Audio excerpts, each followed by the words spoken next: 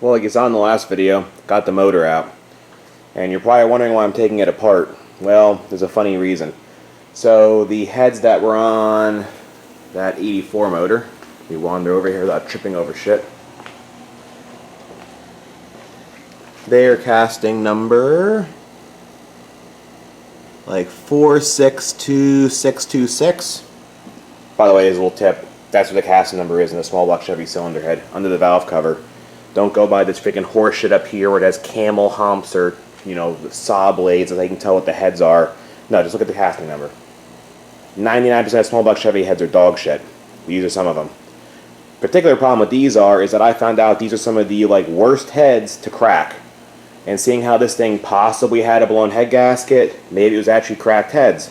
So I don't really want to put these heads back on with the possibility of them being cracked. I don't have to pay a machine shop to magnaflux or anything stupid like that because it'll cost more than I have into the whole motor so far.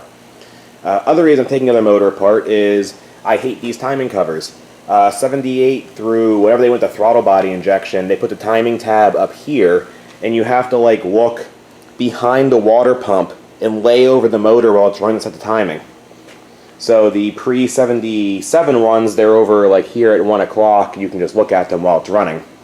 Also, I don't know where it went, but the balancer that was on this motor was pushing the rubber out of it, so that's also shot.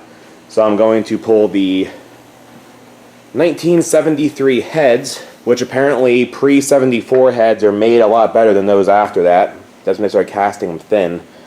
So these are a lot less likely to be cracked. They're not any better performance-wise. They're 194 intake, 150 exhaust, 76 cc, generic 350 heads, which are what 99% of 350 heads are. 194, 150, 76 cc combustion chamber. So they're not going to flow any better, but at least they won't be cracked. And then I'm going to pull the balancer and the timing cover off this motor and put them on the new motor. And I'm not sure if that's going to warrant me using the oil pan off the 73 motor or the 84 motor. We'll have to see, because that little hump in the front there, you zoom in on this shit, yeah, that one, that seals the timing cover. And there's a few different ones, the amount of that hump changes, and some timing covers won't fit certain oil pans. So I'll have to see what kind of mismatch I have here of parts. Here's the preferred method of head removal.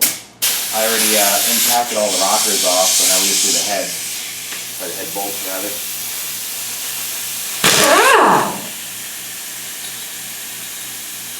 You have to use the big impact for this.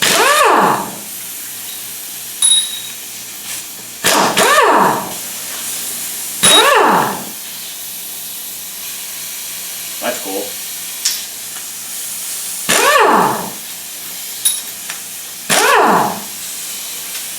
It's a neat effect right there. Here we go.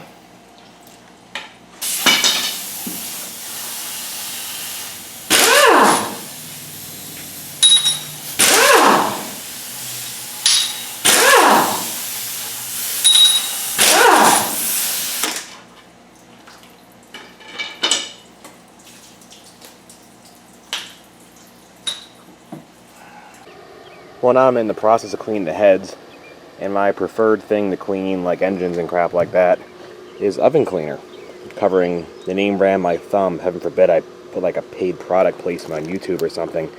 I found this crap when I went grocery shopping last time. 97 cents a can. I don't know. We'll see how it works. Probably the same as stuff for $4 a can. Don't use this on your own car you drive.